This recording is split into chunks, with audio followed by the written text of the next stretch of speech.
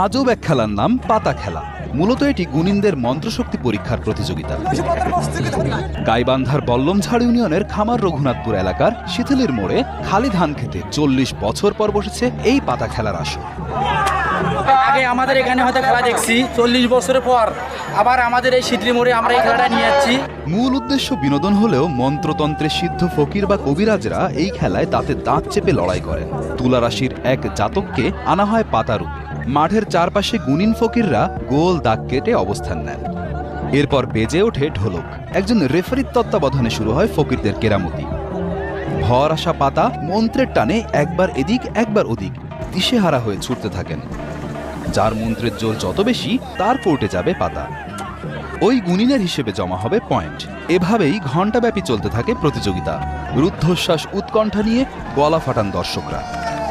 যেগুলো কবিরাজ এখানে আসে সবাই